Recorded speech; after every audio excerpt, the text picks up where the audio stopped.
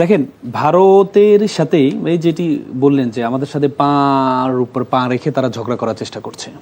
আপনি আমাদের এই একজন উপদেষ্টা প্রতিমন্ত্রী মানের জাহিদুর রহমান, ডক্টর জাহিদ ভাইয়ের উপর যে আচরণটা করেছে তারা, হ্যাঁ, এটা আন্তর্জাতিক রাষ্ট্রীয় নিয়ম যে একটা কাটিসি আছে, এই ন্যূনতম কাটিসির বালাই করছে না।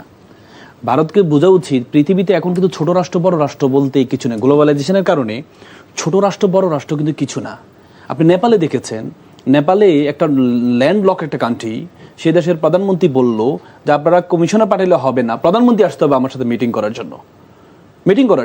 তার মানে এই যে আপনি মালদ্বীপ কিভাবে চোখে চোখে রাঙ্গিয়ে কথা বলছে, তার মানে ভারতের কিন্তু কি দক্ষিণ এশিয়ায় কিন্তু আসলে বন্ধু বলতে কেউ নেই। নেপাল একমাত্র হিন্দু রাষ্ট্র, তাহলে ভারত তো যদি হিন্দু প্রেমী, অথচ নেপালও তো তাদের বন্ধুত্বমূলক, হিন্দুরাও তাদের কাছে নিপীড়িত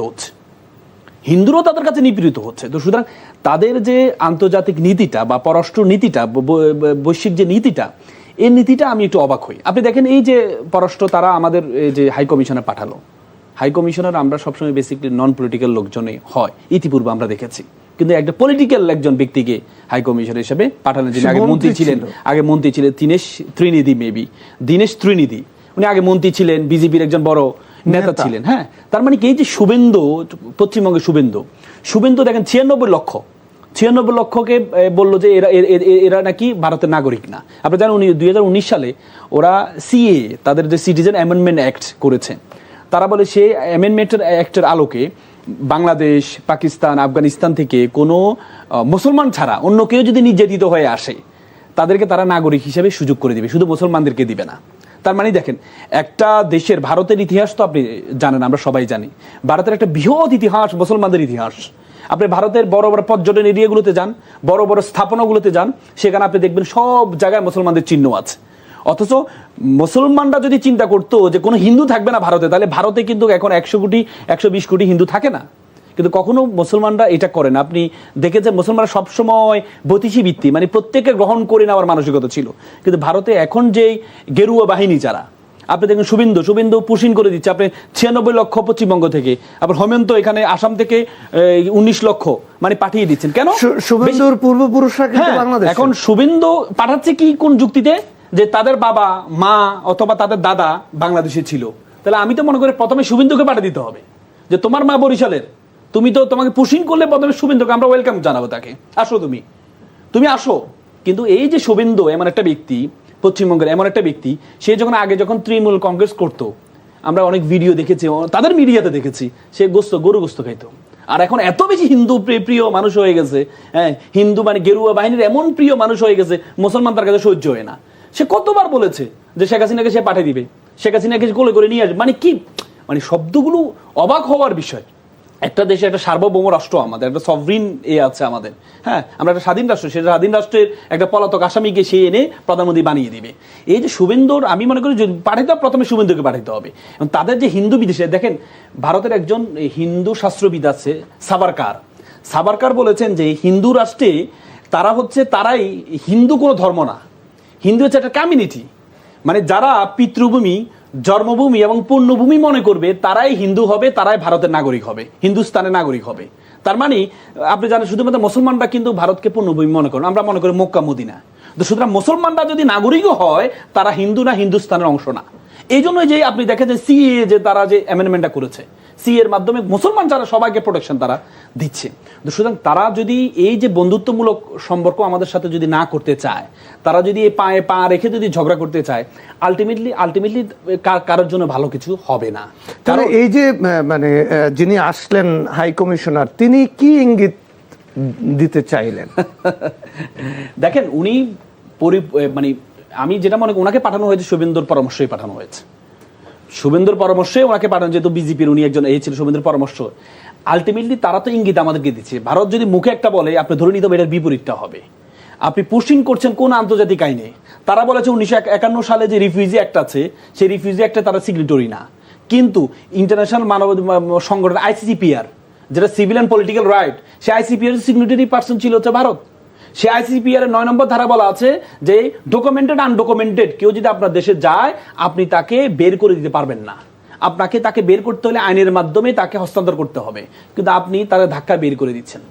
আপনি ধাক্কায় তাদেরকে বের করেছে, কোন আইনে বের করছেন? আমি মনে করি এখানে আমাদের সরকারের একটু দুর্বলতা আছে। দুর্বলতা জায়গাটা কোথায়? চোখে চোখ রাঙ্গার কথা মতো দুর্বলতা। আপনি এই যে শূন্য রেখায় যে শত শত অমানবিক আচরণ করা হচ্ছে, আন্তর্জাতিক মানবাধিকার সংস্থাগুলো আছে সবাইকে নিয়ে যাক, সরকারের পক্ষ থেকে নিয়ে যাক, নিয়ে দেখাক, পুরো আন্তর্জাতিক মিডিয়াকে দেখাক তারা কিভাবে ICCPR লঙ্ঘন করছে, তারা কিভাবে মানবাধিকার লঙ্ঘন করছে। আপনি জানেন আমাদের একটা আন্তর্জাতিক কোর্ট আছে, ইন্টারন্যাশনাল কোর্ট অফ জাস্টিস। সে কোর্ট অফ জাস্টিসে অভিযোগ করতে পারে, কোনো ব্যক্তি করতে পারবে না, রাষ্ট্র করতে হবে। কোনো ব্যক্তি আমি চাইলে সেখানে করতে পারবো না। আমি মানবাধিকার কোনো সংস্থার কাছে একটা আবেদন করতে পারবো, কিন্তু ICJ-তে আমি কখনো মামলা করতে পারবো? মামলা করবে কে? রাষ্ট্র করবে। তাহলে এই যে মানবাধিকার লঙ্ঘন করছে, আইনের লঙ্ঘন করছে তারা, আইনে পুশিং করে বাধ্যতামূলক, এটা পুরো সব আইনে এটা লঙ্ঘন। কিন্তু এটা যদি আপনি যদি মানবাধিকার সংস্থাগুলোকে না দেখান, আপনি যদি ICJ-তে না যান, তাহলে তারা বারবার করে যাবে। এটা কোনো দেশে আপনি দেখেন, আমাদের রোহিঙ্গা 10 লক্ষ 15 লক্ষ রোহিঙ্গা আছে, আমরা কি কখনো আসার পরে আমরা কি বের করে দিতে পেরেছি? কোনো সুযোগ নাই তো, বের করার সুযোগ না। আন্তর্জাতিক আইন আছে তো, রিফিউজি অ্যাক্ট আপনি সিকিউরিটি করেন, ICCPR তো আপনি সাইন করেছেন আপনি। সুতরাং এগুলো করার মাধ্যমে আলটিমেটলি ভারত তার বন্ধুত্ব সবাইকে হারাচ্ছে। আমরা মনে করেছিলাম এ সরকার আসলে হয়তো তাদের স্বাভাবিক হবে, কিন্তু ভিসা পলিসি স্বাভাবিক হয়েছে, মেডিকেল ভিসা ছাড়া ভিসা পলিসিগুলো কোনো স্বাভাবিক হয়নি। তার মানে তারা আলটিমেটলি আওয়ামী লীগ ছাড়া কাউকে পছন্দ করেন না। জি, ধন্যবাদ আপনাকে। রেজাউল করিম রনি, তারা বলেছিল যে গণতান্ত্রিকভাবে নির্বাচিত সরকারের সাথে তারা সম্পর্ক উন্নয়ন করবে। তাদের প্রতিনিধি এসেছিল এবং বেগম খালেদা জিয়ার যেদিন মৃত্যু হলো পরের দিন তাদের প্রতিনিধি এসেছিল, তারা বলছে যে সম্পর্ক উন্নয়ন করবে। কিন্তু 3 মাসের মাথায় এসে মানে এমন করছে কেন ভারত? না, এটা ধরেন ভারত করছে, ভারতের 2-3 দিক থেকে জিনিসটা দেখা যায়। একটা হলো যে কলকাতার পারসেপশন কি আর দিল্লির পারসেপশন কি, আরেকটা হলো বিজেপি। হ্যাঁ, আরেকটা হলো বিজেপি এবং ইন্ডিয়ান স্টেট। হ্যাঁ, অনেকগুলো ফ্যাক্টর আছে এখানে আমরা মনে করি। এবং ভারতের জনগণ এখানে দেখেন, ভারতে যে ঘটনাটা ঘটেছে একটা ফার রাইট এক্সট্রিমিজম এবং এখানে রাইট উইং পপুলিজম এবং অথরিটেরিয়ান কনজারভেটিভিজম, এই 3টা হলো ফ্যাসিবাদের একটা প্রধান লক্ষণ যে কোনো দেশের যে কোনো সোসাইটি। ভারতে 3টা সমন্বয় ঘটছে শাসক শ্রেণীর মধ্যে, ফলে খুবই স্ট্রং ফ্যাসিস্টিক একটা কাঠামো। সেই কাঠামোর নির্যাতনের শিকার সেই দেশের জনগণও, সে দেশের বিপুল জনগণও নির্যাতনের শিকার। এবং যে পশ্চিমবঙ্গে দেখেন বিজেপি কীভাবে ভোট ইঞ্জিনিয়ারিং করার মধ্য দিয়ে, আগের থেকে আপনার ভোটার তালিকা সংশোধন করার মধ্য দিয়ে বিপুল ভোটারদেরকে বাইরে রেখে বিজেপি ক্ষমতায় নিয়ে চলে আসছে। হ্যাঁ, তো ফলে এই যে একটা রাইট উইং পপুলিজম এবং ফার রাইট এক্সট্রিমিজম এবং অথরিটেরিয়ান কনজারভেটিভিজম, এই 3টা এক্সট্রিম শক্তির একটা সম্মিলিত আপনার শাসক কাঠামো এবং শাসক হিসাবে তারা ইন্ডিয়াতে এখন আছে। এরা সাউথ এশিয়ার সিকিউরিটির জন্য থ্রেট, শুধু বাংলাদেশের জন্য না, সাউথ এশিয়ার সিকিউরিটির জন্য থ্রেট। এই জন্য বৃহত্তর গণতান্ত্রিক কমিউনিটিকে এটার ব্যাপারে সোচ্চার। অলরেডি আপনি দেখেছেন যে আমেরিকাতে তারা এই যে এর আগে যে বিভিন্ন জায়গায় গুপ্ত হামলা টামলা করে বিভিন্ন যারা তাদের এই স্বৈরাচারী ফ্যাসিবাদী কাঠামোর সমালোচনা করতো, তাদেরকে তারা আপনার এই গুপ্তচর দিয়ে হত্যা করতো অন্য দেশে। এটা নিয়ে দেখেন যে কত বড় কূটনৈতিক সমস্যার মধ্যে পড়ছে তারা, এবং আমেরিকা এই ব্যাপারে খুবই অ্যালার্ট আছে। সো ফলে ইন্ডিয়া, আমি মনে করি যে India never be a super power. India কোনোদিনও সুপার পাওয়ার হবে না, রিজনাল পাওয়ারও হবে না। ইন্ডিয়া যদি নিজের সম্মান রক্ষা করতে চায়, তাকে এই ফেলিউরগুলো, বিগত 15-16 বছরের ফেলিউরগুলো চিন্তা করতে হবে এবং বাংলাদেশের সাথে তার সম্পর্কটা পুরাটা তার রিভিজিট করতে হবে। রিভিজিট করার মধ্যে দিয়ে এটার প্রথম প্রক্রিয়া হলো কলকাতার কথা শোনা বন্ধ করতে হবে। কলকাতার লোক মনে করে আমাদের ভাষায় এক, সংস্কৃতি এক, এই সংস্কৃতির দোহাই দিয়ে তারা বাংলাদেশকে আন্ডারমাইন্ড করে। বাংলাদেশে একটা ভারতীয় বাঙালি জাতীয়তাবাদী বুদ্ধিভিত্তিক সাংস্কৃতিক আবহাওয়ার মধ্যে এখানে কালচারাল উপনিবেশ তারা কায়েম করতে চায়। ফলে কলকাতার বুদ্ধিজীবীদের কোনো কথা শোনা যাবে না। দিল্লি আরও 8-10টা রাষ্ট্রকে যেভাবে ট্রিট করে, সেইভাবে বাংলাদেশকে ট্রিট করার কোর্সটা আগে তাকে নিজেকে রপ্ত করতে হবে। রপ্ত করার মধ্য দিয়ে তারপরে আমাদের যে ইস্যুসগুলো আছে সেই ইস্যুসগুলো আমরা, যেমন আমাদের অন্যতম গুরুত্বপূর্ণ ইস্যু হলো এই পানির হিস্সা। পদ্মা ব্যারেজের কথা আপনারা জানেন, আপনার তিস্তার কথা আপনারা জানেন, এগুলো বহুল আলোচিত বিষয়। এই বিষয়গুলোকে ভারতের আগায় নিতে হবে, কারণ এখানে আমাদের ইকোলজিক্যাল একটা জেনোসাইড চলতেছে। আপনি আমাদের উত্তরবঙ্গের অবস্থা দেখেন, এখানে পরিবেশগত যে বিপর্যয়, এখানে মানবতা বিরোধী অপরাধের সামিল। আপনি যদি এগুলো পুরো ডেটা নেন, যে আমাদের জনজীবন, স্বাস্থ্য এবং ইকোনমি এবং আমাদের মানুষের এবং প্রকৃতি পরিবেশের যে ক্ষতিটা হয়েছে, এটা মানবতা বিরোধী অপরাধের সামিল হবে।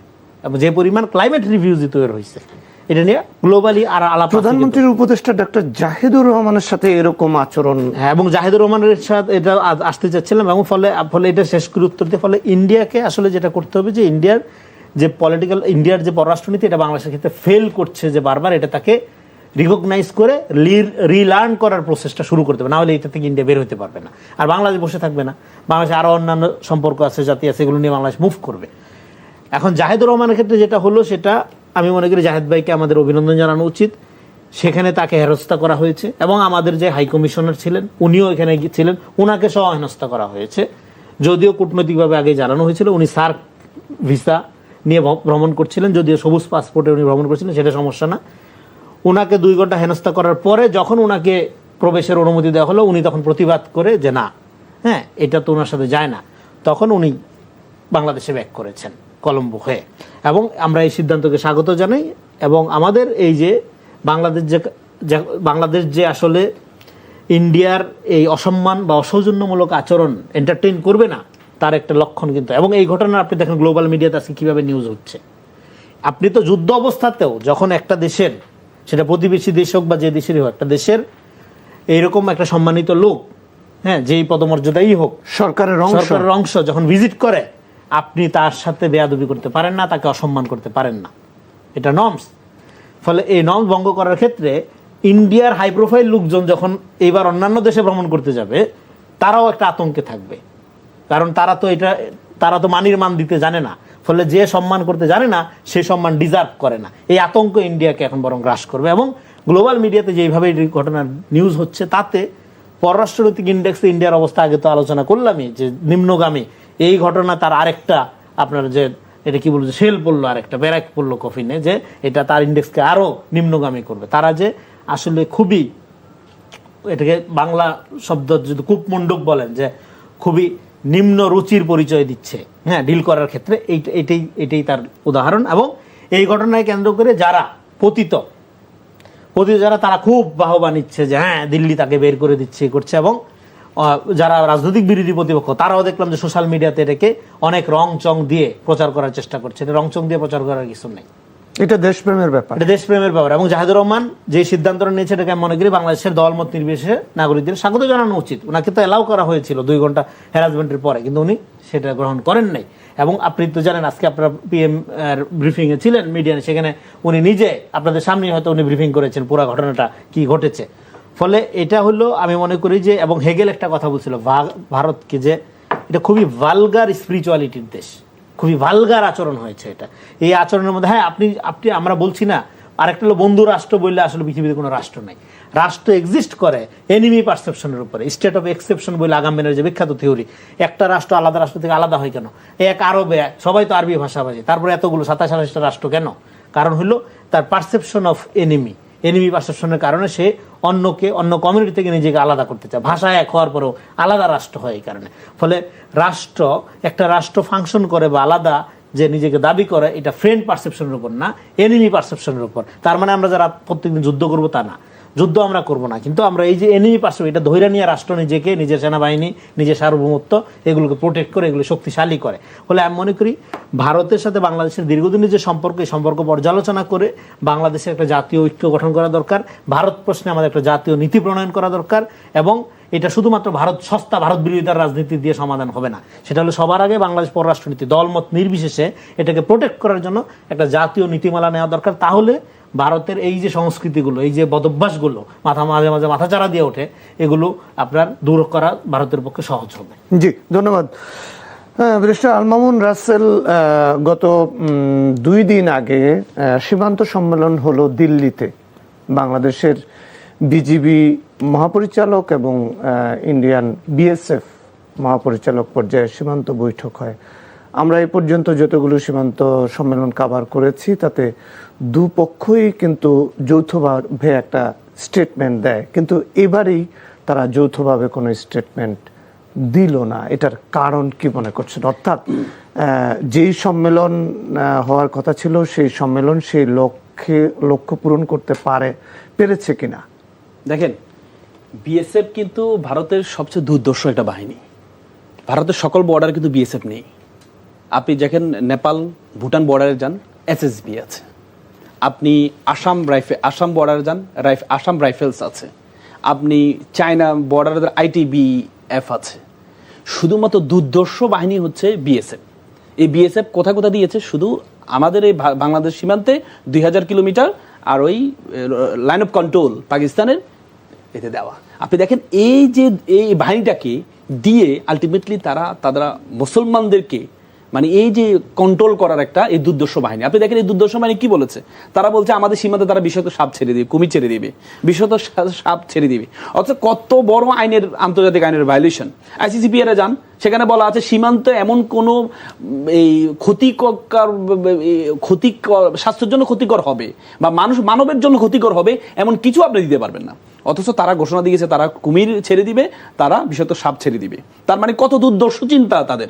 এবং কাটা তারের বেড়া দেওয়ার জন্য তারা জায়গাও বরাদ্দ করে করছে। তাহলে আপনি এটা মানে এটা তো আসলে মানে আমি আসলে কি বলবো, মানে এদের চিন্তার এটা কোথায়? মানে এরা বললাম না, এই যে বিএসএফ আলটিমেটলি বিএসএফ বিজেপি করে মিটিং করে কোনো লাভ নেই। তো বিএসএফ কে বসানো হয়েছে এখানে আমাদেরকে মারার জন্য। চোরাচালান পৃথিবীর কোন দেশে হয় না? যদি খুব দুঃখজনক, যখন আমাদের স্বরাষ্ট্রমন্ত্রী থেকে শুনি যে সকল সীমান্ত হত্যা নাকি হত্যা না, এমন একটা শব্দ চয়ন শুনে, আপনি দেখেন পৃথিবীর কোন বর্ডারে চোরাচালান হয় না? আপনি বলেন তো।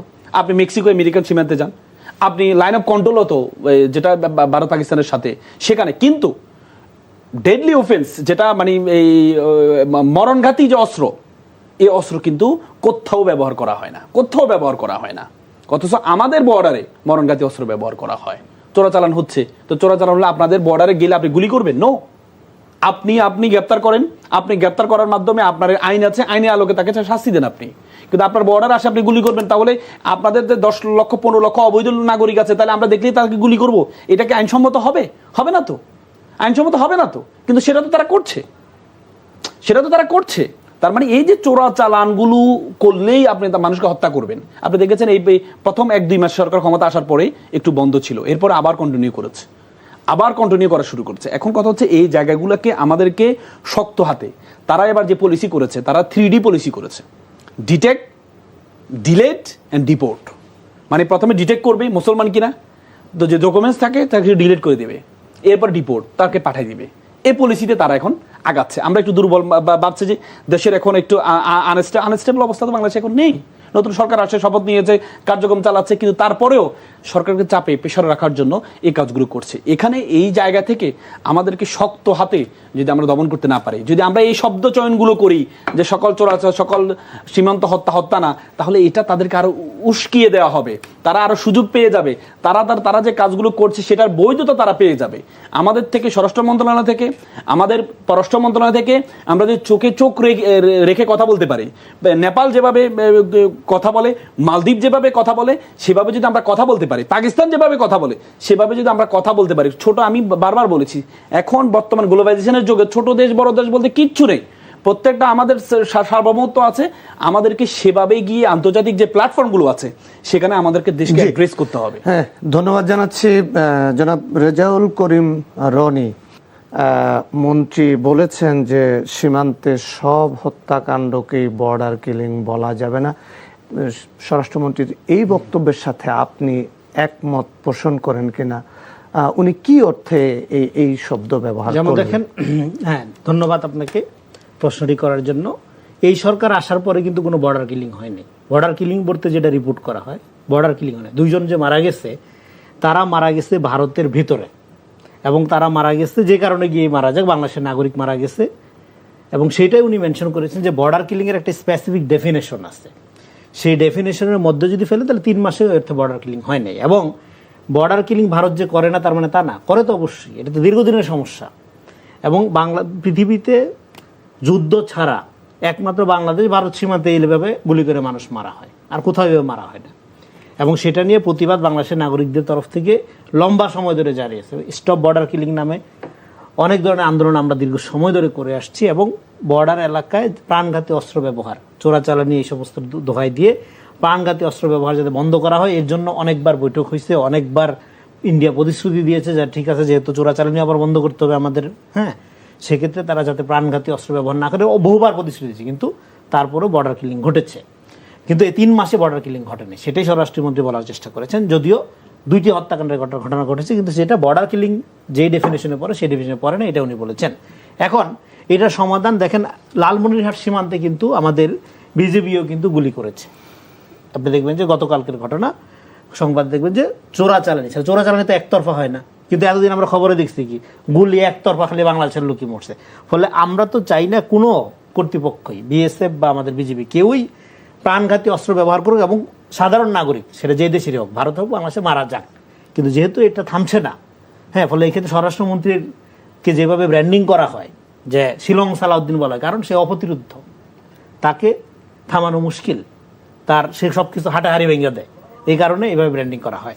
কিন্তু মুশকিলটা হলো যখন লালমনিরহাট সীমান্তে বিজেপি গুলি করা শুরু করছে, তখন একবার একটা সমতা চলে আসছে, এটা কমে যাবে। কিন্তু এইটা কি আপনার ওই ধরেন জ্বর ছাড়ায় কুইনাইন দিয়ে তারপর কুইনাইন ছাড়াবে কি, এই টাইপের অবস্থা, এটা তো সমাধান হইল না।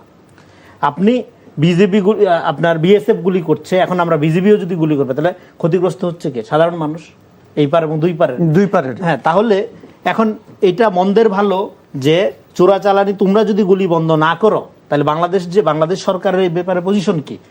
সরকারের পজিশন যে ভারতের প্রতি যদি যেটা তার প্রচার প্রপাগান্ডা যেটা করা হয় যদি নতজানো হইতো, তাহলে লালমনিরহাট সীমান্তে বিজেপি কেন গুলি চালাচ্ছে ভারতীয় চোরাচালানিদের উপরে? আপনি ইন্টারিমের আমলেও তো আপনার ভারত এই ধরনের অ্যাকশন নিচ্ছে, কই বিজেপিতে এই ধরনের অ্যাকশন নেয় নাই, অন্য আমলে তো প্রশ্নই ওঠে না। ফলে বিজেপিকে প্রপারলি অ্যাক্টিভ করা প্রপারলি মানে আমরা বলছি যে অবশ্যই আন্তর্জাতিক আইন আমরাও মানবো, কিন্তু এটা তো ভারতকেও মানতে হবে। ভারত যদি না মানে তাহলে তো আমাদের পক্ষে একা মানা সম্ভব না, একা মেনে আমরা তো ভিকটিম হইতে পারবো না যুগের পর যুগ ধরে।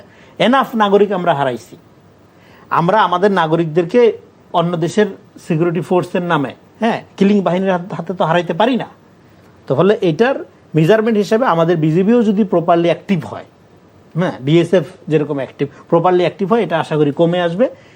কারণ হইলো তখন হয়তো ইন্ডিয়া রিয়ালাইজ করবে যে আপনার লেথাল ওয়েপেন যেটাকে বলে, যে মরণঘাতী অস্ত্র ব্যবহার করলে মানুষের প্রাণ মারা যায়, এবং বাংলাদেশের মানুষের প্রাণ মারা গেলে আমাদের যেরকম খারাপ লাগে, সেটা ভারতের নাগরিকের যখন মারা যাবে তখন আমার ধারণা তাদের অনেক খারাপ লাগবে, আমাদেরও লাগবে। হ্যাঁ, ফলে এই যে খারাপের সমতা, এই যে ভায়োলেন্সের সমতা, এই সমতায় আমি মনে করি না যে এটা সমাধান না। কিন্তু এদিকে তো পরিস্থিতিটা যদি তারা যদি প্রতিশ্রুতি না রাখে, তারা যদি আন্তর্জাতিক আইনের প্রতি শ্রদ্ধাশীল হয়ে, অবশ্যই আমরাও চোরাচালানি দূর করতে চাই, আমরাও সীমান্তে যে ধরনের ক্রাইম, ড্রাগস, আরেকটা হলো যে দেখেন বাংলাদেশে যে ড্রাগস সীমান্ত এলাকাগুলোতে পরিকল্পিতভাবে যুব সমাজকে ধ্বংস করার জন্য ইন্ডিয়া এখানে ড্রাগস সাপ্লাই দেয়।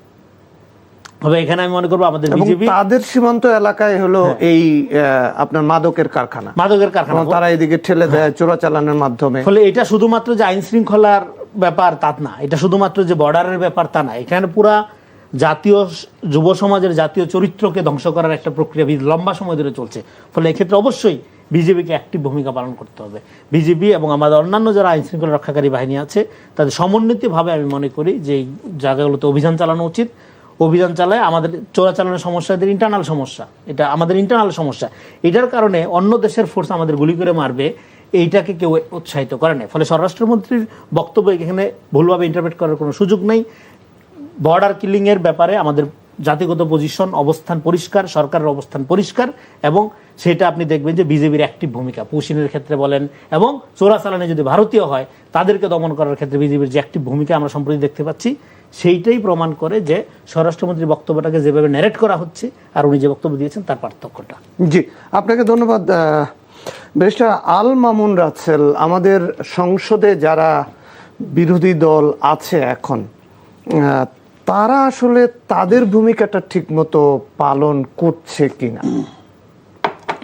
তাদের ভূমিকাটা মানে আমরা তো আসলে ওই সবসময় বলি যে শক্তের বক্ত নরমের জম। আমরা সবসময় এক ধরনের বিরোধী দল দেখে আসছি। আমরা দেখে আসছি বিরোধী দল মানে হচ্ছে হরতাল লাগবে, বিরোধী দল মানে অবরোধ রাখবে। শেখ হাসিনা 91 গণঅভ্যুত্থানের পরে তো 2বার ক্ষমতা আসে, বিএনপি 2বার, বেনিফিশিয়ারি 2বারে ক্ষমতা আসে। 91 ক্ষমতা আসার পরে তো শেখ হাসিনা বলেছে একদিনও শান্তি রাখতে দিব না, 385 দিন হরতাল দিয়েছিল। মানে ক্ষমতা আসার 286 দিন, 2 দিনের মাথায় হরতাল দিয়েছেন। এখন বর্তমান বিরোধী দল হরতাল দিচ্ছে না, এই জন্যই অনেকের কাছে তো তাহলে বিরোধী দল মনে হচ্ছে, হরতাল দিতে হবে, অবরোধ দিতে হবে। হ্যাঁ, এটা কারণ আমরা তো অভ্যস্ত একরকম, ওই একটা এলাকায় সে সব পচা ঘি বিক্রি করে, তো পরবর্তীতে তার সন্তান, সে মারা যাওয়ার পর সন্তান আসে, সন্তান এসে চিন্তা করলো যে পচা ঘি কেন বিক্রি করবো, আমি ভালো ঘি বিক্রি করবো। সে ভালো ঘি বিক্রি করলো, দেখে সবাই অসুস্থ হয়ে গেছে, সবাই তার বিরুদ্ধে এসে হামলা করলো, এই তুমি কি ঘি বিক্রি, তোমার বাবা তো ভালো ঘি বিক্রি করতো, তুমি কি ঘি বিক্রি করলে, এই ঘি খাওয়ার পর তো আমরা অসুস্থ হয়ে গেলাম। তখন সে বললো আমি তো তোমাকে ভালো ঘিটা দিলাম, কারণ আমরা তো তারা তো এতদিন ওই খারাপ ঘিতে অভ্যস্ত, যখন ভালো ঘি আসছে তখন আর তাদের আর পেট সহ্য হয় না, পেটটা খারাপ হয়ে গেছে। এখন কথা হচ্ছে বিরোধী দল, এই বিরোধী দল কি করতে পারে? একটা বিরোধী দল জনমত তৈরি করতে পারে, সমাবেশ করে, যেমন আজকে পুশিন নিয়ে বিরোধী দলের পক্ষ থেকে আজকে সমাবেশ হচ্ছে, কি করবে? সমাবেশ করে সরকারকে একটু রাখা, প্রেসারে রাখা, যাতে কাজগুলো হয়। দ্রব্যমূল্য উদ্যোগতি হলে, তারপরে যখন আপনি বিভিন্ন বৃদ্ধি করবেন, তখন কি সরকারটা চাপে রাখার জন্য যাতে বৃদ্ধি থেকে ফেরত আসে। আপনি দেখেছেন বিদ্যুৎ বিল যখন বৃদ্ধি করা হয়েছে, পরবর্তীতে হুট করে বললো যে এত ইউনিটের মধ্যে বিদ্যুৎ বিল হবে না, কেন? আন্দোলনের ফলেই তো। আমাদের দেশে তো আন্দোলন ছাড়া কোনো কিছু কখনো সফল হয়নি। আওয়ামী লীগকে যখন নিষিদ্ধের ব্যাপারে কথা আসছিল, তখন বিএনপি কিন্তু চুপ ছিল। জামাত এবং এনসিপি যখন আন্দোলন করলো, তখনই কিন্তু পরবর্তীতে ইন্টারিম আওয়ামী লীগকে নিষিদ্ধ করেছে। তার মানে আমাদের দেশে কোনো কিছু আন্দোলন ছাড়া হয় না। এখন কথা হচ্ছে আন্দোলনের এক্সট্রিমটা কতটুকু হবে, কতটুকু? এটা সরকার মাত্র 3 মাস আসছে, তাহলে কি হরতাল দিয়ে দিবে, অবরোধ দিয়ে দিবে? তাহলে কি আলটিমেটলি এই সরকারটা চলতে থাকবে? আপনি দেখেন, আমি এই ভাইয়ের সাথে একটা জিনিস একটু দ্বিমত পোষণ করছি। যেমন সীমান্ত হত্যার ক্ষেত্রে দৈনিক ইনকিলাব মার্চের 2024, তখন আওয়ামী লীগ সরকার ক্ষমতায়, তখন বিএনপি থেকে বলা হয়েছিল যে সীমান্ত হত্যা নিয়ে টু শব্দ করে না ডামি সরকার, বিএনপি থেকে বলা হয়েছে। এবারে এই HRSS এর যে রিপোর্ট, সেই রিপোর্টে দ্য ডেইলি অবজারভার 10 মে 2026 বলা হয়েছে, চলতি বছর সীমান্তে বিএসএফ সংশ্লিষ্ট 22টি কথিত ঘটনা অন্তত 5 জন বাংলাদেশি নিহত ও 14 জন আহত হয়েছেন। তার মানে কি 5 জন বাংলাদেশি এই পর্যন্ত নিহত হয়েছেন, এটা হচ্ছে আপনার 10 মে পর্যন্ত। তার মানে এই যে আমাদের স্বরাষ্ট্রমন্ত্রী থেকে বলা হলো যে চোরা চালান যদি ওই দেশে, যেমন ওই দেশে যদি মারা যায়, আমাদের দেশে মারা যায়, তাহলে সীমান্ত হত্যা না। আপনি দেখেন পৃথিবীর আমি বলেছি কোনো বর্ডার চোরা চালান হয় না, পৃথিবীর কোনো বর্ডার নেই, প্রত্যেকটা বর্ডারে স্মাগলিং হয়। কিন্তু স্মাগলিং হলে স্মাগলিং একটা আইন আছে। আপনি স্মাগলিং যখন করেন তখন হচ্ছে, যেমন দেখেন সবকিছু আমাদের দেশে আনা হয়, যেমন মদ বলেন, মাদক বলেন, সবকিছু আমাদের দেশে আনা হয়। তারা কখনো দিয়ে যায়, কখনো আমাদের লোক গিয়ে নিয়ে আসে। তাহলে তারা যখন দিয়ে যাচ্ছে, আমাদের আমরা তাকে গুলি করে মেরে ফেলবো? লেথাল ওয়েপন ব্যবহারের ক্ষেত্রে আন্তর্জাতিক আইন হচ্ছে, লেথাল ওয়েপন তখন ব্যবহার করবে যখন কোনো সাধারণ মানুষ অস্ত্র ব্যবহার করবে, সশস্ত্র অবস্থান করবে, তখন আপনাকে প্রোটেকশনের আলোকে আপনি লেথাল ওয়েপন ব্যবহার করতে পারবেন। কিন্তু একটা সাধারণ মানুষ একটা গরু নিয়ে আসতেছে, আপনার সীমান্তে গিয়েছে কোনো একটা গরু আনার জন্য, বা আপনার টাকার বিনিময়ে আনতেছে গরু, টাকার বিনিময়ে, এটা স্মাগলিং। আমি বলছি পৃথিবীর প্রত্যেকটা সভ্য দেশে, আপনি আমেরিকা, মেক্সিকো সীমান্তে যান, প্রত্যেকটা দেশে স্মাগলিং হয়। এটা একটা ব্যবসায়িক পলিসি হিসেবে স্মাগলিং হয়। তার মানে স্মাগলিং হলে আপনি গুলি করতে পারেন না তো আন্তর্জাতিক আইনে। আপনি যেটা করতে পারেন, আপনি এটাকে বিরত রাখার জন্য তাকে গ্রেপ্তার করতে পারবেন। গ্রেপ্তার করার মাধ্যমে তাকে আপনি তাদের জেলে রাখতে পারবেন, আপনি রেখে বন্দি বিনিময় চুক্তির মাধ্যমে আপনি তাকে পাঠাতে পারবেন। কিন্তু আপনি গুলি করবে, লেথাল ওয়েপন ব্যবহার করতে পারেন না তো আপনি। লেথাল ওয়েপন যদি যখন একটা জায়গা থেকে স্বরাষ্ট্র মন্ত্রণালয়, এটা কিন্তু বড় একটা বিষয়। আপনি একটা স্বরাষ্ট্র মন্ত্রণালয়ের একটা পদক্ষেপ অনেক কিছু হয়। আপনি দেখেছেন এই যে পুলিশের যে আইজি, সাবেক আইজি, যে তাকে ইন্টারপোলের মাধ্যমে আপনার দুবাইতে গ্রেপ্তার করা হলো, এটা কিন্তু বেনজির আহমেদ। এই বেনজির আহমেদের কিন্তু এই যে রেড অ্যালার্ট জারিটা কিন্তু আমাদের অন্তর্বর্তীকালীন সরকারের সময়, এই অন্তর্বর্তীকালীন সরকার যে উপদেষ্টা ছিলেন, যাকে নিয়ে আমরা অনেক ট্রল করতাম, যে সাদা রাতে 3টা বাজে সাংবাদিক সম্মেলন করে, অনেক ট্রল, সে কিন্তু রেড অ্যালার্ট চালু করেছে। ফলাফলটা যদি এখন এই সরকার পাচ্ছে, কিন্তু রেড অ্যালার্ট চালু করেছে সে রেড অ্যালার্টের কারণে তাকে গ্রেপ্তার করা হয়েছে। তার মানে একটা স্বরাষ্ট্রমন্ত্রী অনেক জায়গায়, আপনি দেখেন ভারতের মতো দেশে বিজেপির যিনি দলীয় প্রধান, তাকে কিন্তু স্বরাষ্ট্রমন্ত্রীর মতো বড় একটা মন্ত্রণালয় দেওয়া হয়েছে, কারণ স্বরাষ্ট্রমন্ত্রী এটা বড় একটা দেশের একটা বড় একটা বিষয়। স্বরাষ্ট্রমন্ত্রী যখন বলে যে সকল হত্যা না, তখন হচ্ছে এই বিএসএফ যারা আছে তাদেরকে আপনি সুযোগ করে দিলেন যে তোমরা হত্যা করো, সব হত্যা হবে না, আমরা হত্যা হিসেবে কাউন্ট করবো না। কিন্তু এই জায়গায় না হলেও আপনাকে বলতে হবে হত্যা, কারণ আমার দেশে একটা মানুষের জীবনে অনেক গুরুত্ব আছে। এটা যদি আমরা সেভাবে অ্যাড্রেস করতে না পারি, এটা সরকারের পক্ষ থেকে অ্যাড্রেসটা করতে হবে, স্বরাষ্ট্র মন্ত্রণালয় থেকে অ্যাড্রেসটা ভালোভাবে করতে হবে, যে কোনো হত্যাকে আমরা হত্যা করার কোনো সুযোগ নেই, লেথাল ওয়েপন ব্যবহার করার সুযোগ নেই। এমন কথা হচ্ছে আপনি চোখ রাঙ্গাই দেখাইতে হবে। আপনি নেপাল সীমান্তে তাদের যে বিএসএফ তো নেপাল সীমান্তে নেই, ভুটান সীমান্তে বিএসএফ নাই, এসএসবি আছে, সেই এসএসবি একটা গুলি করলে বিপরীত পক্ষ থেকে আরেকটা গুলি করা হয়। তার মানে একটা গুলি যখন আরেকটা গুলি আপনি বিপরীত থেকে করবেন না, আপনি যুদ্ধ না, এটা হচ্ছে কি প্রতিবাদ। আপনি একটা প্রতিবাদ যখন করবেন, তারা মনে করবে যে না, আমি যদি 10টা গুলি করে একটা গুলি খাইতে হবে, তো সুতরাং আমাকে না গুলি করা যাবে না। কিন্তু আপনি যদি বলেন যে তুমি গুলি করো, আমি শুধু লাশ গুনবো আর পতাকা বৈঠক করবো, আর আমার প্রতি বছর কয়টা হয়েছে আমি শুধু কাউন্ট করবো, তাহলে তো হবে না। তাহলে আমাদের পররাষ্ট্র নীতিটা কোথায় গেল? আর আমাদের সবার আগে যে বাংলাদেশ, সেই নীতিটা আমাদের কোথায় থাকলো? এই জন্য এটাকে প্রায়োরিটি দিতে হবে, এটাকে প্রাধান্য দিতে হবে। শব্দ চয়নের ক্ষেত্রে যে একটা শব্দের কারণে শেখ হাসিনা পতন হয়েছে, রাজাকারের বাচ্চা, তো একটা শব্দের কারণে পররাষ্ট্রনীতি অনেক কিছু পরিবর্তন হয়ে যেতে পারে, একটা শব্দের কারণে। কিন্তু আপনি যখন এটাকে কিলিং বলবেন না, তখন তাদেরকে আপনি সুযোগ করে দিলেন যে তোমরা করতে পারো, কোনো সমস্যা, আমরা এটাকে কিলিং হিসেবে কাউন্ট করবো না। জি, ধন্যবাদ। রেজাউল করিম রনি, বিরোধী দল সঠিকভাবে তাদের দায়িত্ব পালন করছে এটা দাবি করছেন আল মামুন রাসেল। এটা যার যার দাবির উপর ডিপেন্ড করে। রেজাউল করিম রনি সংসদে কেন সরকার দলীয় সংসদ সদস্য হিজাব এবং নেকাব নিয়ে তির্যক মন্তব্য করবেন? জি দেখেন, আমি আপনার প্রশ্নের সরাসরি উত্তর দেওয়ার আগে আমি এটা বলি, আমার সহবক্তা বলেন যে হত্যা না হলেও বলতে হবে হত্যা হয়েছে সীমান্তে। নো, এটা প্রোপাগান্ডার রাজনীতি, এই রাজনীতি করার দরকার নেই। আমাদের কাজ হলো বিজেপিকে অ্যাক্টিভেট করা, যেটা আমি একটু আগে আলোচনা করলাম। বিজেপিতে অ্যাক্টিভেট হচ্ছে, লালমনিরহাটে তো আমাদের বিজেপিও গুলি চালাচ্ছে, যদিও আমরা এবং সীমান্তের মানুষও কিন্তু গুরুত্বপূর্ণ ভূমিকা দেয়াল হয়ে দাঁড়িয়ে এটা অলওয়েজ রাখে দায়িত্ব। কিন্তু মুশকিল, এবং আমি কিন্তু বলেছি এখানে হত্যাকাণ্ড হয়নি তা না, কিন্তু সীমান্ত হত্যাকাণ্ড একটা স্পেসিফিক ডেফিনেশন আছে। এই 3 মাসে সেই ডেফিনেশন অনুযায়ী হত্যাকাণ্ড ঘটে নাই, যেটাকে আপনি অবশ্যই ইন্ডিয়ান বাহিনী কর্তৃক বাংলাদেশের নাগরিক মারা গেছে এই 3 মাসে, সেটা সরকার স্বীকার করছে। কিন্তু সীমান্ত হত্যা সেটা একটা স্পেসিফিক জায়গা আছে, যেটাকে আপনার বর্ডারের ওই নির্দিষ্ট নোম্যান্স ল্যান্ড এরিয়া বলেন, যে সেই ডেফিনেশন অনুযায়ী সীমান্ত হত্যা 3 মাসে ঘটে নাই, সরকারের পরিসংখ্যান তাই বলে। কিন্তু হত্যাকাণ্ডের ঘটনা ঘটছে ভারতের ভিতরের 2 কিলোমিটার ভিতরে। আপনার একজনকে গুলি করা হয়েছিল, একজন ইস্টার মারা গেছে, একজন পরে চিকিৎসা মারা গেছে। কিন্তু সেটা কিন্তু বর্ডার কিলিং হইল না, কারণ সেটা ঘটনাটা ঘটেছে ভারতের সীমান্তে 2 মিটার ভিতরে, 2 কিলোমিটার ভিতরে।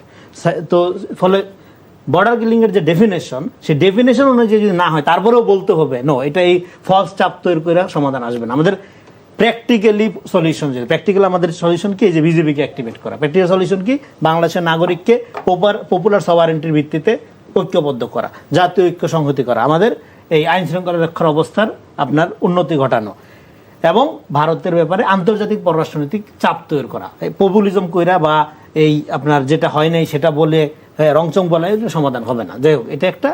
আর আপনি যেটা বললেন সংসদে, যেটা হচ্ছে খুবই আনফরচুনেট, যেটা হলো ধরেন এই যে জিসান হত্যাকাণ্ডের এই পুরা ডিটেলস, জিসানের মানে অপহরণ, হ্যাঁ, ওই যে আপনার ভ্রূণ হত্যাকাণ্ড এবং আপনার এই তার ধর্ষণ, প্রথমে বলা হইল যে এটা গুম। আপনি দেখেন যে একটা মিথ্যা বললে সেটাকে ঢাকার জন্য কিন্তু 1000 মিথ্যা কথা বলতে হয় পরে, তার প্রমাণ একটা চাক্ষুষ প্রমাণ। এটা প্রথমে বলা হলো গুম, ওকে, তারপরে ঠিক আছে। তারপর যখন মামলা, দেখা গেল যে মামলা করছে ভিকটিম, এবং এখানে একটা গর্হিত কাজ করেছে সাবেক ছাত্রলীগ এবং বর্তমানে ঢাকা বিশ্ববিদ্যালয় শিবিরের একজন নেতা, এই ভিকটিমের পরিচয় প্রকাশ করে দিয়েছে ফেসবুকে, যেটা কিন্তু খুবই আপনার একটা সেন্সিটিভ বিষয়। ভিকটিমের পরিচয় প্রকাশ করা যায় না, সেই নারীর পরিচয় প্রকাশ করে তারা করছে। যাই হোক, তারপরে যখন মামলা হলো ধর্ষণ এবং ভ্রূণ হত্যার জন্য, তখন বললো যে না, এটা প্রেমের সম্পর্ক। ওকে, ভালো কথা। তারপরে কি, তারপরে দেখলাম যে কিছু বুদ্ধিজীবী ইসলামের আলোকে এটা কেন জায়েজ, এটা সাহাবীরা নবী রাসূলরাও এরকম করছে, এইরকম ব্যাখ্যা দেওয়া শুরু করলো। তার মানে কি, এগুলো তো আপনার এটা আপনি, অথচ এই ঘটনা যদি আজকে দেখেন ছাত্রদলের একটা লোক করতে, আপনি তো কিয়ামত বানাই ফেলতেন, 1 লক্ষ ফটোগ্রাফ আপনি ঘন্টায় সারা শুরু করতেন। এগুলো কোন ধরনের রাজনীতি? এবং এটা সর্বোচ্চ নেতা যখন পোস্ট দেয় এ ধরনের প্রপাগান্ডা নিয়ে, তখন তো এটা বিরোধী দলীয় নেতা, তখন এটা কি থাকে? তখন তো এখানে আর কোনো রাজনীতি থাকে না। ফলে একটা ঘটনা ঘটলো, তখন আপনারা কি করবেন? সে যে দলেরই হোক, আইনের আওতায় আনা হোক, বিচার হোক, সেটা ধরেন জামাত হোক, বিএনপি হোক, আওয়ামী লীগ হোক, জাতীয় পার্টি হোক, যে হোক, আপনারা বলবেন যে আইনের আওতায় আনা হোক। হ্যাঁ, সেটা ধরেন ছাত্র দলের কেউ হয়তো আমরা বলতাম বিচারের আওতায় আনা হোক, কিন্তু তা না। আপনাদের দলে হইলে ছলে বলে কৌশলে বয়ান তৈরি করে তাকে ডিফেন্ড করতেই হবে। তারপরে আবার সংসদে এই ঘটনা পুরাপুরি স্বরাষ্ট্রমন্ত্রী বিবৃত করার পরেও হট্টগোলের মধ্যে, তারপরে আবার বিরোধী দলের সাংসদের নেতা দাঁড়ায় বলছে যে একটা সামান্য ঘটনা ঘটাইছে একজন, সেটাকে নিয়ে তিলরে তাল বানানো হচ্ছে। একটা ধর্ষণ ভ্রূণ হত্যার ঘটনা সামান্য ঘটনা, হ্যাঁ, এটা আপনারা বলতে। আবার যখন মনিরুল সাহেব যে বক্তব্য দিয়েছেন, এই বক্তব্য কেউ গ্রহণযোগ্য বলবে না, এই বক্তব্যকে কেউ অ্যাপ্রিসিয়েট করবে না, এবং উনি নিজেও সেটা বুঝেছেন যে উনি রসিকতার ছলেটা বলেছেন, এবং বলেছেন যে এটা যেন উনি দুঃখিত, এবং স্পিকারকে বলেছেন এটা এক্সপান্স করতে। সেই বক্তব্য উনি নিজে দুঃখ প্রকাশ করেছেন এবং বলেছেন যে এটা বাদ দেওয়া হোক, এবং স্পিকারও সেটা বাদ দিয়েছেন, সেটা সেখানেই সমাধান হয়ে গেছে। সেটাকে নিয়ে তারপরে দেখেন যে আজকে আপনিও প্রশ্ন করলেন, আমরা তো মনে করি যে পোশাকের স্বাধীনতা নিয়ে, কে হিজাব পরবে, কে নেকাব পরবে, এটা নিয়ে কোনো কথা বলার অধিকার কারণে, এবং কে পরবে না এটা নিয়েও মোরাল পুলিশিং করার অধিকার কারণে। এট দ্য সেম টাইম আবার পলিটিক্স অফ হিজাব নেকাব, এটা তো আমরা দেখি হিজাব নিকাব করলেই সবাই যে একটা দলের সদস্য এটা মনে করে তো কোনো কারণ না, কোনো কারণ মনিরুল হক সাহেবের পরিবারের প্রায় বেশিরভাগ সদস্য হিজাব নিকাব করে, এটার বিরুদ্ধে ওনার বক্তব্য দেওয়ার কোনো প্রশ্নই ওঠে না। উনি নিজে এটা রসিকতার চলে বলছেন, কিন্তু এই রসিকতাটা গ্রহণযোগ্য না। সেটা বিএনপির কোনো লোক অ্যাপ্রিসিয়েট করে নাই, এবং আপনার সোশ্যাল মিডিয়াতেও বিএনপির লোকজন বেশি দেখলাম প্রতিবাদ করছে। কিন্তু এটাকে কেন্দ্র করে শুধু এই ঘটনা, এরকম কত উদাহরণ দেওয়া যাবে।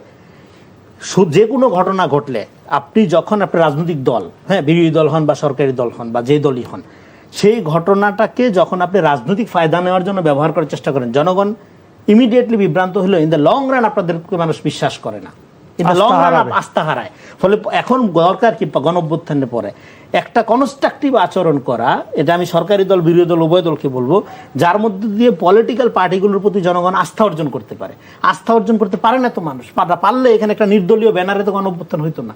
বিএনপি জামাত তো কম মায়ের খায়নি 15 বছরে, মানুষ তো ওই সিম্পিতি দেখায় নাই। ফলে আমাদের এটা যেটা দরকার সেটা হলো যে এই যে কোনো ঘটনাকে, যেমন এই যে রামিসার ঘটনা ঘটলো, এই ঘটনা ডেফিনেটলি সারা বাংলাদেশের মানুষকে নাড়া দিয়েছে, কিন্তু এটাকে কেন্দ্র করে রাজনীতি করার চেষ্টা করা, এই ঘটনা যতটা নিকৃষ্ট তার চেয়ে বেশি নিকৃষ্ট। যে কোনো এর ফলে বক্তব্যটা কনক্লুশনটা এরকম ভাবে করতে চাই যে ঘটনা যেটাই ঘুরুক, আপনার দলের লোক করলে সহি, আমার দলের লোক করলে সবচেয়ে খারাপ, এইটা না। দলমত নির্বিশেষে সবার জন্য আইনের শাসন চাইতে হবে। জি, ধন্যবাদ। বিরোধী দলের দিকে যদি কোনো কিছু যায় তাহলে সেটা বিরোধী দল চাপ দিয়ে অন্য দিকে অন্য ঘটনায় ফোকাস করতে চায়। দেখেন, এই বিষয়টা আসে তো হচ্ছে জিসানের বিষয় এবং হচ্ছে সংসদে কি বলেন মনিরুল হক চৌধুরী এমপি সাহেবের যে নিকাব নিয়ে যে শব্দ চয়ন। দেখেন, জিসানের বিষয় হচ্ছে প্রথম কথা হচ্ছে একটা আদর্শিক সংগঠন, হ্যাঁ, শিবির একটা আদর্শিক সংগঠন, ইসলামিক আদর্শিক সংগঠন। সেখানে এমন একটা রিলেশনশিপ যেটা এটা কোনো ওয়েতে কোনো সুযোগ নেই, এবং শিবিরে যে গঠনতন্ত্র আছে রিলেশনশিপ করার কোনো সুযোগ নেই। এবং শুধু রিলেশনশিপ না, একটা মেয়ে, একটা প্রাপ্তবয়স্ক মেয়েকেও প্রাইভেট ও টিউশনই করতে পারবে না, এটা শিবিরের গঠনতন্ত্র আলোকে। সে আলোকে জিসান যেটা করেছে সেটা হচ্ছে সে একজন বিবাহিত ডিভোর্সি একজন ভদ্র মহিলার সাথে এই বিয়ের প্রলোভন দেখিয়ে তার সাথে সঙ্গম হয়েছে, মিউচুয়াল সঙ্গম যেটাকে বলে, ইন্টারকোর্স করেছে, মিউচুয়াল ইন্টারকোর্স করেছে। এখন দেখেন, আমাদের এই দর্শনের দুইটা প্যাটার্ন আছে। একটা প্যাটার্ন হচ্ছে ফোর্সফুলি রেপ করা, এটাকে বলে হচ্ছে যেমন রামিসাকে জোরপূর্বক দর্শন করা হয়েছে, এটা এক ধরনের আর আরেকটা দর্শন হচ্ছে এটাকে বলে মিউচুয়াল ইন্টারকোর্স করা। এবং ভারতে আজকে সুপ্রিম কোর্টের যে নির্দেশনা দিয়েছে, যদি মিউচুয়ালি কেউ করে সেটাকে আপনি সেই মেয়েটাকে আপনি চরিত্রহীন বলতে পারবেন না। অনেক দেশে মিউচুয়াল এটাকে লিভ টুগেদার অনেক সময় করে। এখন কথা হচ্ছে এই যে এই জিসানকে যে ঘটনাটাকে নিয়ে স্বরাষ্ট্রমন্ত্রী ব্যাপক হারে সংসদে উত্থাপন করলেন, বাংলাদেশের কোনো ইতিহাসে কোনো সংসদে একটা সাবজুডিস ম্যাটার যেটা এখনো বিচারাধীন সাবজুডিস ম্যাটার নিয়ে কখনো আলোচনা এভাবে কখনো হয় না। কিন্তু এই যে একটা বিষয়টাকে এত বড় করে নেওয়া, এখন কথা হচ্ছে এটাকে বিয়ের প্রলোভন দিকে দর্শন, এটাকে কিন্তু জোরপূর্বক দেশে বিয়ের প্রলোভন মানে দুইজনেই মিউচুয়ালি এটাকে কি করেছে, দর্শন করেছে। আমি বলছি এটা অপরাধ। শিবিরের নো, আমি তো শুরুতে বলেছি কোনো সুযোগ নাই। আমি তো শুরুতে বলেছি দর্শন তো প্রেম করা তো দর্শন তো পরের বিষয়, প্রেম করা এবং কি টিউশনি করা, একটা মেয়ে টিউশনি করাও তাদের গঠনতন্ত্রে নেই, এই জন্য কিন্তু তাকে প্রথমে বহিষ্কার করেছে। এরপরে কিন্তু বলছেন যে শিবির আদর্শবাদী সংগঠন, আমি তো এটাই বললাম, আদর্শবাদী নৈতিক স্পন্দন কিভাবে হলো? একটা ব্যক্তি, মানুষ টু এর ইজ হিউম্যান, মানুষ ভুলের ঊর্ধ্বে নয়। কারণ কোরআনে বলছে জুইনা লিন্নাস হুব্বুশ শাহাওয়াত মিনান নিসা, কোরআনে বলেছে তোমাদেরকে মেয়েদেরকে চাকচিক্যময় করা হয়েছে, তোমাদেরকে পরীক্ষা করা হবে। এই জন্য নবীকে কিন্তু কই যে একজন ইউসুফ আলাইহিস সালামের নবীকে কিন্তু সুন্দরী দিয়ে পরীক্ষা করা হয়েছে, মানে এটা পরীক্ষা। একটা ব্যক্তি অপরাধ করতে পারে, একটা ব্যক্তি ফেরেশতা না, একটা ব্যক্তি। কিন্তু কথা হচ্ছে যদি ছাত্রদল বা এবার আসেন আমি আপনাকে জাস্ট পত্রিকার দেখাচ্ছি, গত 3 মাসে প্রায় 35টা দর্শনের ঘটনা করেছে জোরপূর্বক, নট মিউচুয়াল ইন্টারকোর্স। আমি শুধু কোর্টের আনকোট করে বলি। 15 জুন, এটা হচ্ছে ইত্তেফাক পত্রিকা, স্কুল ছাত্রীকে দর্শনের চেষ্টার অভিযোগে যুবদল নেতা গ্রেপ্তার, দল থেকে বহিষ্কার। 13 জুন যুগান্তর পত্রিকা, নারীকে সংঘবদ্ধ দর্শনের অভিযোগ, যুবদল সংঘবদ্ধ দর্শন, বুঝেন আপনি, এটা কিন্তু মিউচুয়াল ইন্টারকোর্স না, সংঘবদ্ধ দর্শন, যুবদল নেতা সহ গ্রেপ্তার 2। তারপর হচ্ছে 10 জুন শিক্ষার্থীকে, আমার দেশে পত্রিকা, শিক্ষার্থীকে দর্শনের অভিযোগে স্বেচ্ছাসেবক দল নেতা গ্রেপ্তার। তারপরে হচ্ছে 6 জুন দলবদ্ধ দর্শনের অভিযোগে বিএনপির 5 নেতাকর্মীর বিরুদ্ধে মামলা। এইভাবে আমি শত শত ঘটনা আমি 30 থেকে কিন্তু বিএনপি দলীয়ভাবে বা ছাত্রদল দলীয়ভাবে কিন্তু জাস্টিফাই করে না, জাস্টিফাই করার বিষয় না। বিষয়টা হচ্ছে জিসানের বিষয়টা, তাকে বহিষ্কার করা হয়েছে, তার এখনো কিন্তু আত্মপক্ষে সমর্থন আমরা সুযোগ পাইনি, এখনো শুনি নাই কিন্তু তার বক্তব্য। কারণ তাকে যখন এই থেকে নেওয়া হয়েছে, আপনি একটা ব্যক্তি যখন আত্মগোপনে চলে যায়, মানুষের সাথে বলে the law is nothing, only common sense of human being. একটা ছেলে আত্মগোপনে গেলে তাকে যে ভয়ঙ্কর অবস্থা পাওয়া গিয়েছে, আপনার যে অবস্থায় থাকবে আত্মগোপনে গেলে এই অবস্থায় পাওয়া যায় না তাকে। এরপরেও তার বক্তব্য কিন্তু আপনারা মিডিয়াও পান নাই, আমরা মিডিয়াও কিন্তু এখনো পর্যন্ত পাইনি। এবং কি ভিকটিম কিন্তু একটা শিশু না, ভিকটিম একটা প্রাপ্তবয়স্কা। মিউচুয়ালি ইন্টারকোর্সে সে বলেছে বিয়ের প্রলোভন দিকে দর্শন, তার মানে কি এটাকে অপ্রাপ্ত বয়স্ক না, প্রাপ্তবয়স্কা মেয়ে। সে নারীর কিন্তু এখনো পর্যন্ত আমরা বক্তব্য শুনি না। তার পরিবার থেকে বলা হয়েছে তাকে নিয়ে যাওয়া হয়েছে পুলিশের পক্ষ থেকে, তারপরে গিয়ে মামলাটা করা হয়েছে। তাকে পরবর্তীতে মামলা তো পুলিশ হেফাজতে থাকবে, এটাই স্বাভাবিক। না, নিরাপত্তার ব্যাপার না, পুলিশ হেফাজতে থাকবে এটা স্বাভাবিক বিষয় না। এটা যদি শিশু হইতো, আপনি 30 দ্বারা তার জবানবন্দি নেবেন, জবানবন্দি নিয়ে তাকে আবার ফ্যামিলির কাছে দিতে হবে। সে তো শিশু না, আপনাকে চাইল্ড কাস্টডিতে রাখতে হবে তাকে। সে তো প্রাপ্তবয়স্কা। বলেছে বিয়ের আমাদের দেশে আপনি বহু জায়গায় বেশিরভাগ মামলা দেখবেন হচ্ছে যদি আমাদের সংজ্ঞার কারণে হয়, যে হচ্ছে কেউ যদি মিউচুয়াল প্রেম করার পর প্রেমের যদি একটু হয়, পরে যে আমাকে দর্শন করেছে মামলা হয়ে যায়। কিন্তু এটা তো সাবজুডিস বিষয়, এটা তো তদন্তাধীন। তারপর আরেকটা বিষয় আমি আসি, মনির হক চৌধুরী এমপি সাহেবে, আমি শেষের দিকে দেখেন ওনার যে শব্দ চয়ন, নিকাবের নিয়ে যে শব্দ চয়ন, একটা দেখেন নিকাবের বিষয়ে আমাদের এক্সপান্ড করেছেন অনেক কিছু। যেমন এই রনিবা একটু আগে বললো, এটা সোলেমান একটা ছেলে বিশ্লেষক আর কি, সে সাহাবাদেরকে নিয়ে একটা কথা বলেছে, পরে সে ক্ষমা চেয়েছে। ক্ষমা কেলে কি তার অপরাধটা কি হয়ে যাবে? না, কোনো সুযোগ নেই। অপরাধ করেছে আপনি। নিকাব নিয়ে যে তুচ্ছ তাচ্ছল্য শব্দ চয়নগুলো আপনি দেখেছেন সংসদে, শব্দ নিকাব কিন্তু আমাদের শরীয়তের বিধান হচ্ছে হাম্বলি মাযহাব এবং শাফি মাযহাবে নিকাব কিন্তু ম্যান্ডেটরি, ওয়াজিব করা হয়েছে। আমাদের হানাফিতে যদিও বলা হয়, হানাফিতে এটাকে সুন্নত বলা হয়েছে। যদি বলা হয় যে তার পর্দার বেশি লঙ্ঘন হবে, তাহলে এটাকে ম্যান্ডেটরি করা হয়। এখন কথা আপনি নিকাব নিয়ে যে আপনি এর আগে আমরা বিএনপি এক নেতার শুনেছি যে নিকাব হচ্ছে বেশ্যাদের নাকি একটা পোশাক, এই শব্দচয়ন আমরা দেখেছি। তার মানে এই শব্দগুলো আপনি দেখেন মনির হক চৌধুরী সাহেব, আপনি দেখেন এই পর্যন্ত যতগুলো বিতর্কিত বক্তব্য আমরা দেখেছি, আমরা এই বেশিরভাগ হচ্ছে ধরেন হচ্ছে ফজলুল হক সাহেব, তারপর হচ্ছে এই ওনার বক্তব্য দেখলাম, এর আগে হাবিবুর রহমান সাহেবের বক্তব্য দেখলাম। মানে বলা হয় এই মনির হক সাহেব তো ছাত্রলীগের সভাপতি ছিল এক সময়, বলে যে ওয়ান্স আমলিক অলওয়েজ আমলিক।